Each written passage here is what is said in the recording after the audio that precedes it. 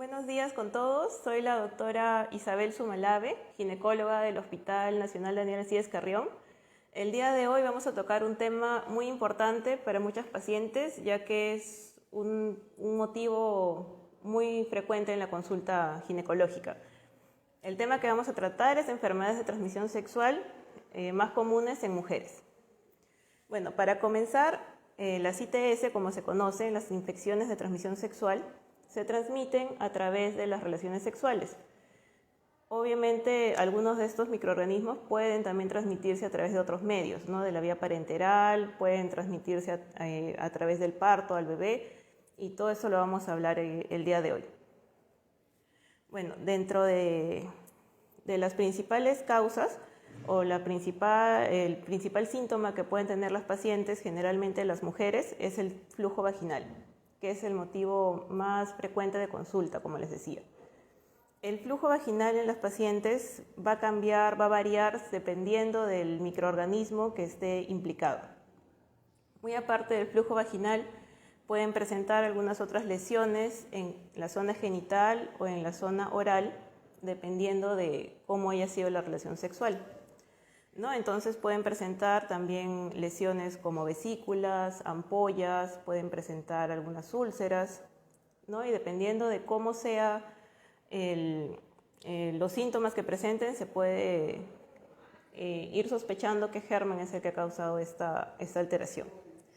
Aparte de eso, también pueden presentar dolor pélvico, que es otra consulta muy frecuente, ¿no? En la parte del dolor pélvico puede haber también ardor al orinar, dolor con las relaciones sexuales, sangrado posterior a las relaciones sexuales, ¿no? Son muchas cosas que a veces pasan y muchas pacientes lo dejan pasar de lado y otras sí van a la consulta, ¿no? Entonces, dentro de lo más frecuente que vamos a tratar el día de hoy, uno es las infecciones por gonorrea, que es una bacteria, ¿no? Esta generalmente va a causar un tipo de flujo amarillento espeso en la paciente. Este se puede presentar entre 2 a 7 días después del contacto. Aparte, puede causar también disuria, que es ardor al orinar, y dolor pélvico. El no tratar estas infecciones adecuadamente puede llevar a otras complicaciones más serias, ¿no? En el caso de la gonorrea puede causar incluso a veces esterilidad o embarazos fuera del útero si es que llega una enfermedad pélvica inflamatoria y afecta a las trompas, ¿no? Otra de las enfermedades sería la clamidia, que también va a causar flujo vaginal en la paciente. La clamidia puede darse entre 7 y 21 días después del contacto.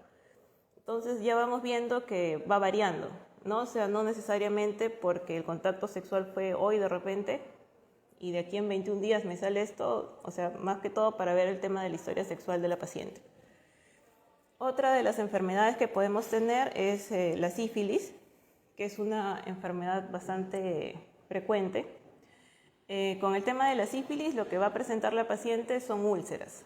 Úlceras a nivel genital, a nivel oral o a nivel anal, dependiendo de cómo sea la relación sexual, ¿no? Estas úlceras en sífilis generalmente son un tipo de úlcera que no duele, es una úlcera limpia, no hay dolor. Esa es la infección primaria, se puede decir, ¿no? La sífilis primaria. Si esta no se trata adecuadamente, puede pasar a una siguiente etapa, que es la sífilis secundaria, ¿no? En la que van a aparecer ya otro tipo de lesiones a nivel de la piel o de las mucosas. Si seguimos sin tratamiento, aparece la sífilis terciaria, que ya genera otro tipo de problemas cardíacos, problemas neurológicos. Y la sífilis es uno de los que más va a afectar al bebé, ¿no? Si es que fuera una gestante, con la sífilis congénita, ¿no? Que ya tendría otro tipo de alteraciones en el bebé. Igual, el tema de la sífilis puede darse entre 20 a 40 días después del contacto sexual, ¿no? Entonces, hasta ahora lo que estamos viendo es que el tiempo en el que pueda aparecer la lesión o el flujo vaginal varía bastante. Entonces, por eso es importante tener un registro, ¿no? De la historia sexual de cada paciente, ¿no? Dentro de otro germen importante o que se diferencia de la sífilis es el chancro blando, que es otro tipo de úlcera, pero esta úlcera es dolorosa, ¿no? Esta es por otra bacteria. Entonces son varias cositas que al médico lo van a hacer pensar de qué cosa puede ser lo que ha causado la infección en la paciente. ¿no? Dentro de las infecciones que pueden producir algunos virus está el herpes. Las lesiones por herpes son unas lesiones como vesículas, como ampollitas pequeñas que están unidas, como racimos, ¿no? Estos también pueden aparecer en las zonas que ya hemos mencionado.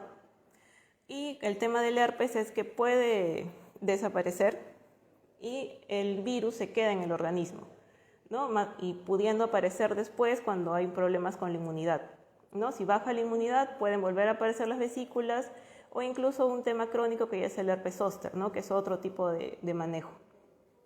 Otro virus que es muy frecuente es el virus del papiloma humano, que también se transmite a través de las relaciones sexuales y es uno de los más peligrosos porque, como sabemos, el cáncer de cuello uterino es uno de los más frecuentes en el Perú, ¿no? Entonces, muy aparte del cáncer de cuello uterino, que es lo más riesgoso, el VPH también nos puede causar lesiones tipo verrugas, ¿no? Que es el tipo benigno de este virus. ¿Ya? El virus del VPH lo puedo contraer hoy y puedo hacer lesiones benignas de repente de aquí en unos 6 meses, 20 meses, incluso y si fuera el tipo maligno que es para el cáncer, puede aparecer incluso de aquí en 15 o 20 años. Por eso, con el tema del VPH es muy recomendable la citología, que es el Papa Nicolau como control. Otro tipo de virus que es también conocido es el VIH, también se transmite por relaciones sexuales, ¿no? Hay tratamientos actualmente, pero igual es algo que hay que identificar porque la mayoría de estos no van a generar síntomas al inicio. Por ejemplo, el VIH puede no generar ningún síntoma, puede generar de repente solo una gripe y la paciente no se da cuenta, hasta que ya puede llegar a un estadio avanzado de repente como es el SIDA. Ahora, es importante que cuando la paciente presente algún tipo de flujo vaginal, alguna lesión, acuda a la consulta ginecológica. ¿Por qué? Porque tenemos otro tipo de flujos causados de repente por cándida, que es un hongo, o carnerela, que es otra bacteria, ¿no? O de repente, muy frecuentemente que se ve ahora las foliculitis, que aparecen en la zona genital, y hay que diferenciar estas enfermedades de las que son de transmisión sexual. Por eso es importante un control en el consultorio, evaluar a la paciente, indicar quizás algún cultivo de secreción, indicarles también el tratamiento adecuado que deberían seguir para poder evitar complicaciones, que como les dije, la más severa va a ser el cáncer.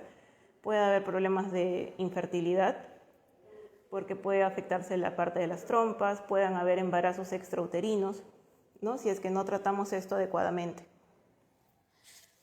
¿no? Otro tipo de los virus que podemos contraer es el virus de la hepatitis B, ¿no? Que este también se contrae por relaciones sexuales, por vía parenteral, ¿no? Este también va a demorar entre 45 hasta 180 días en que la paciente pueda hacer algún síntoma.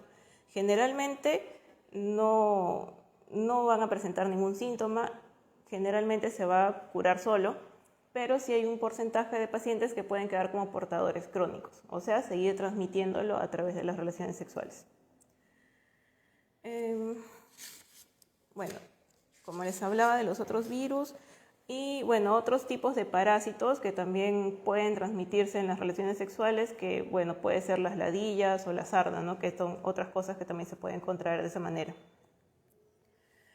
Entonces, la recomendación para esto es siempre utilizar, muy aparte del método anticonceptivo que puede utilizar la paciente, que puede ser un método hormonal, de repente las pastillas o las ampollas, es recomendable utilizar siempre un método de barrera.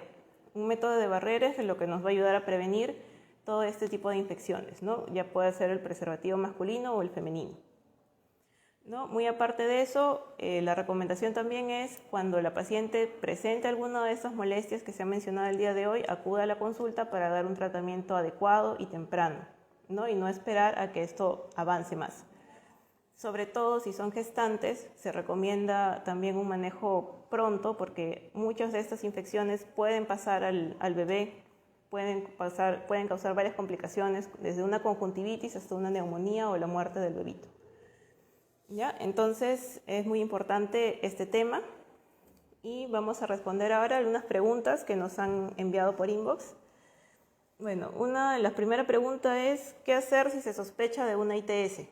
Bueno, como les mencionaba, al sospechar una ITS tenemos que acudir a la consulta para ser evaluado por un profesional de la salud, ya sea en su centro de salud o en el hospital, ¿no? Es lo principal. ¿Y cómo van a sospechar de una ITS? Como les mencionaba, el flujo vaginal que puede presentar la mujer, en el caso del hombre, flujo a través del pene, el dolor pélvico, que haya dolor al tener relaciones sexuales, que pueda haber ardor al orinar, ¿no? Entonces, cualquiera de estos síntomas que puedan presentar, tienen que acudir inmediatamente al centro de salud para poder hacer la evaluación pertinente. La siguiente pregunta que nos han hecho es, ¿cuáles son las más frecuentes? ¿Cuáles son las ITS más frecuentes? Bueno, en general las más frecuentes en cuanto a lo que es flujo vaginal es la gonorrea y la clamidia, ¿no? Que cada una tiene sus flujos característicos y sus tratamientos específicos que sí o sí tiene que cumplir la paciente. Y la pareja. El tratamiento de la pareja es muy importante porque muchas veces los hombres son los que menos acuden al médico en estos casos. Por eso en la consulta ginecológica se le da el tratamiento a la paciente y también se le indica el tratamiento a la pareja. Otra de las ITS más frecuentes está el herpes, sífilis, que son las que hemos mencionado, herpes como vesículas, sífilis como las úlceras que pueden aparecer en la zona genital, ¿no? Y dentro de los virus también está el VIH y el virus del papiloma humano, ¿no? Que son los más frecuentes que podríamos encontrar. Otra de las preguntas es cómo protegerse de las ITS. ¿Cómo protegerse? La principal manera de protegerse es, uno, con los métodos de barrera que se mencionó, ya sea el preservativo masculino o femenino. La otra es, idealmente, tener una sola pareja sexual, ¿no? Y obviamente conocer la historia sexual de la pareja, ¿no? ¿Por qué? Porque no solo en las relaciones sexuales, ¿no? Porque como hemos mencionado, algunos de estos gérmenes o virus se transmiten también a través de transfusiones sanguíneas, a través de tatuajes, de piercing y esas cosas. Entonces es importante conocer a la pareja con la que se está y poder saber qué antecedentes tiene esta persona, ¿no? Porque puede ser la primera pareja sexual para la paciente, pero esta persona ya tiene una historia anterior y eso es importante saberlo, ¿no? Entonces, eso es lo principal de cómo protegerse de las ITS y acudir a la consulta. Bueno, eso sería todo sobre este tema. Les agradezco mucho su atención y solo para informarles y que sepan que en el Hospital Carrión estamos atendiendo en consultorio de ginecología de manera presencial y podemos absolver ahí algunas dudas que puedan tener sobre este tema. Muchas gracias.